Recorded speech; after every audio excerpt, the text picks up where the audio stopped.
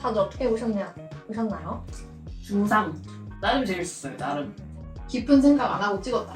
원작이 있으니까 스토리가 역시 탄탄해서 그런지 이야기 전개 자체에 몰입이 잘 됐다. 초반에 안 됐던 이유는 미국처럼 미국 갔다 왔다 한국이 아닌 것 같아가지고 진짜 딱 그 추리 소설을 영상화한 느낌? 줄거리 읽어볼까요? 네. 주인공 유미노, 소지섭 배우는 재벌집 딸과 결혼하여 IT 보안회사 대표직을 맡고 있습니다. 유미노는 김세희, 나나 배우를 살해한 혐의를 받고 있는 상태였습니다. 유미노는 혐의에서 벗어나고자 유능한 변호사 양신혜, 김윤진 배우와 처가의 별장에서 변론을 위한 만남을 가지게 됩니다.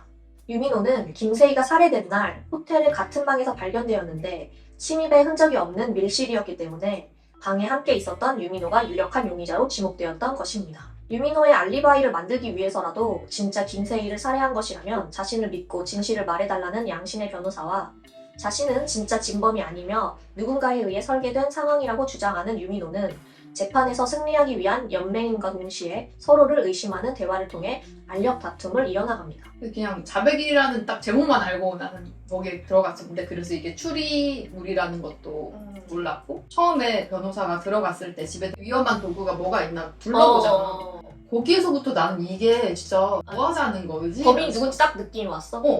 누가 변호사가 자기 의뢰인 만나러 가는데 그 집에 위험한 거 뭐 있는지 쳐다봐.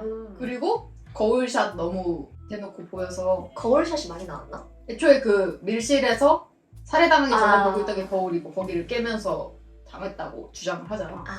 우리같이 영상의 문법에 익숙한 사람들이 봤을 때는 범인이 누군지 유추할 수 있어서 조금 김이 샜다? 약간 이런 느낌? 경찰인 줄 알았어. 아무튼 그냥 평범한 변호사는 아닐 거라고 예상하게 만들었다. 웬만큼 본 사람들은 이게 어떻게 전개될지 뻔히 보이잖아. 어. 근데 이제 화면상에서 어떻게 기교를 부리냐에 따라서 이걸 재밌게 따라갈 수도 있고 그냥 끌려갈 수도 있는 건데, 그런 게 전혀 없이 너무 정적이고 그런 화면 구성이 과연 맞나? 읽으면 더 재밌었을 거를. 니네들 지난주에 했던 거랑 정반대되는. 내가 이거 보고 말하는 게 아니에요. 그냥 시나리오가 훨씬 재밌었을 거야. 그럼 리메이크 하지 말아야 된다. 유민호와 김세희는 내연 관계였으나 그 당시엔 이미 결별한 사이였다. 유민호와 김세희 사이의 관계를 알고 있다는 누군가가 자신들을 협박하며 호텔로 유인했고, 누군가의 습격으로 정신을 잃은 사이 김세희가 살해당했다는 것. 유민호의 주장이고요. 협박범을 추정하기 위한 두 사람의 대화 속에서 과거의 한 사건이 연관이 있다는 것을 알게 된 유민호와 양신혜. 그것은 바로 한선재라는 남자의 실종이었습니다. 여기서부터는 재밌었던 것 같아요.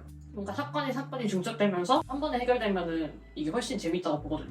여기에 실종까지 얽혀 들어가면서 재밌긴 했는데, 뭔가 나는 이때까지도 이 사건들을 제시하는 방식이 너무 사건 프로그램 있잖아, 방송. 그냥 너무 그 방식이다. 대화, 과거, 대화, 과거. 여기에서 이제 화면적으로라도 연결해주는 매체가 있으면, 그래서 계속 이야기만 계속 나열하는 느낌이 들었어. 그래서 양신혜가 유민호를 다그치자 김세희와 미래했던 과거를 떠올립니다. 유민호는 아내에게 부산에 간다고 거짓말을 하고 김세희와 함께 별장에서 시간을 보냈는데, 술이 덜 깬 유민호 대신 김세희가 운전을 하다가 갑자기 튀어나온 고라니 때문에 건너편에서 오던 차와 부딪힐 뻔합니다. 차에서 내려 상대편 차량 운전자의 상태를 확인하는데 피투성이에다가 움직이지 않는 상태였습니다. 유민호는 경찰에 신고하려 했지만 김세희는 모른 척하자고 했다는 것, 그리고 세희의 지시로 남자의 시체와 차를 유기하게 되었다는 것이었습니다. 진술 잘 들었음. 약간 이런 느낌. 볼 때까지. 사건 자체도 재미가 없어. 그래서 그렇게 해서 사람이 죽었고 신랑이 해. 한 명은 뭐 당연히 신고하자고 하고 한 명은 안 돼, 그럼 우리 줬대, 약간 이렇게 얘기를 하는 거니까 이게 너무 여기까지도 뻔하잖아.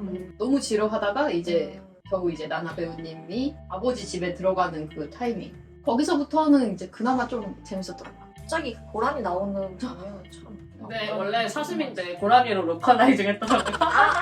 그래도 근데 거기 배경이 개웃김. 배경이 한국 같지가 않았어. 유럽 같다고 해야 되나? 북유럽? 약간? 그래. 호텔 인테리어도 그렇고, 근데 샷시 보니까 한국 호텔 같지 않았어. 의심을 불러일으키는 트럭 아저씨나 호의를 베푸는 이 전기 기술자 한영석, 한국스럽지 않지 않나? 맞아. 난 조금 위화감을 느꼈어. 한국 사람들은 보험 불렀어요 이러면 네 이러고 쓱 올리고 갈 것 같은데 맞아. 김세희를 이제 자기 뭐 집에 데려가면서 여기 여러 가지 TMI를 풀어놓는데 너무 싫더라고요. 저녁까지 먹고 가라고 한 건 진짜 선 넘었다.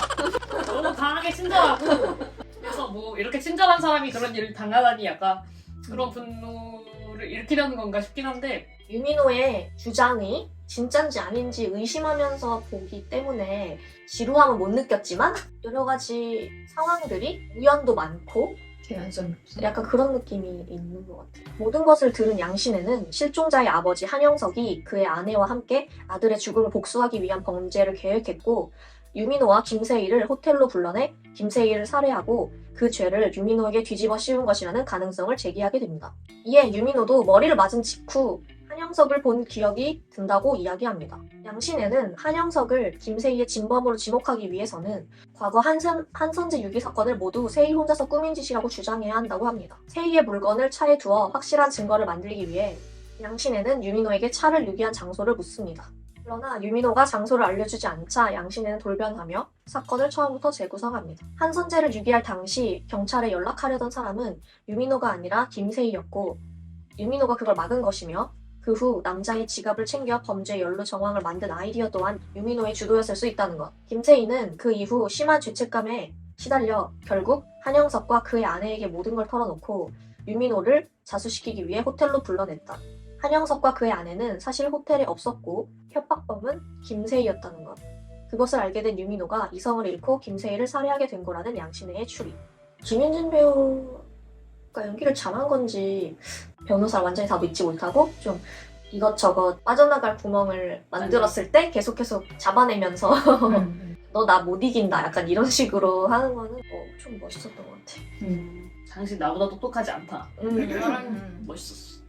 카로운 추리로 결국 유민호가 김세희를 살해하였고 한선재 유기 사건도 본인이 주도했다는 자백을 얻어낸 양신. 이후 반전이 나오는데 유민호가 마주보고 있는 여성은 진짜 양신의 변호사가 아니라 한선재의 엄마였습니다. 뭔가 인물들과 설정들이 이렇게 오차없이 딱딱 들어가는 게 좋긴 한데 예를 들면 뭐 앵커였었기 때문에 연기력이 좀 있고 아니면 뭐 지적인 사람이고 그래서 변호사를 연기할 수 있고 남편은 전기 기술자여서 살짝 차를 고칠 수도 있으면서 이 도청을 할 수 있는 기술을 가지고 있었다. 그 차가 한적할 수는 있으나 그래도 확률상 아무리 작은 도시라고 해도 거기서 만난 사람이 부자일 확률도 조금 아들을 쳤는데 이제 아버지를 만나는 거.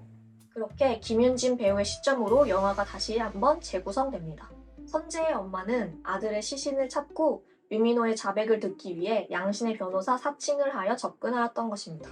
끝에 가서 유민호도 양신혜가 가짜라는 것을 눈치챘으나 가짜 양신혜 역시 자신이 원하던 정보인 차가 수장된 위치를 알아내어 차를 인양하며 영화는 끝납니다. 크레인 지나가는 장면 난 진짜 싫었어? 너무 왜? 싫었어. 왜냐면 저렇게 적나라하게 보여줘야 관객들이 이해할 거라고 생각하나? 난 차라리 효수 얼굴 다음에 대형 크레인의 모습을 적나라하게 보여주기보다 그 얼음 낀 거기에 철구 딱 내리 꽂는 게 딱 정중앙으로 잘 찍었더만. 그냥 이렇게 점프를 하고 매치를 하면 응. 그렇게 매치를 하면 더 의미도 충격 맞아. 약간 뒤통수 맞는 느낌이네. 이렇게 근데 스크린 이만한 거 지나가는 걸 쳐다보고 있다고 이렇게. 근데 이게 자꾸 뒤통수를 치는 이런 영화다 보니까 저는 아들이 호수에 있다는 것도 사실 아닐 줄 알았어요. 거기서 제일 중요하고 사람들이 제일 많이 머물렀던 그 장소, 별장.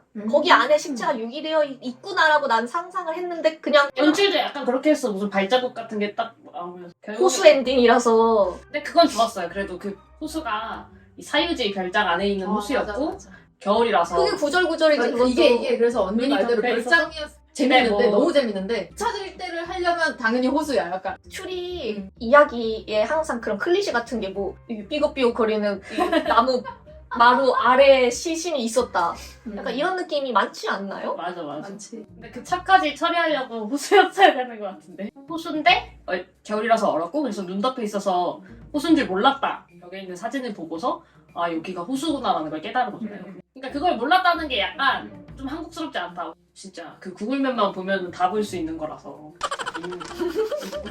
근데 그렇게 연출했으면 안 되지. 그러니까 뭐 예를 들면은 진짜로 그 현장을 보고 그 차이를 보여줘야지 관객들한테. 뭐 어떤 장소가 있어요. 낮에는 어떤 형상이에요. 근데 밤에는 뭐 그림자나 뭐 달빛이나 뭔가 그 주변 불이 서 있을 때 보여줬으면 뭔가 그 장소가 다르게 보여요. 약간 이런 식으로 연출했어야지 그 각자 향신에만 아는 거고 우리는 몰랐잖아요. 맞아요. 차가 왔던 길이 사실 그게 호수였다는 식으로 하면은 뭐 그게 근데 그 막판에 소지섭 배우가 어디 호수에 갔다 왔다는 게 그 엄마는 그 변호사님한테 조언해준다고 치고 그 바로 온 게 아니고 뭐 어디 뭐 그런 거겠죠. 범인은 항상 현장에 돌아온다. 아 이것에 뭔가 지켜야만 하는 게 있어서 온 거였고 뭐 전기톱을 또 있었던 거 보면은 뭐 얼음을 썰어서 뭐라도 한번 해보려고 했던 것 같은데 못했나 보죠. 뭐.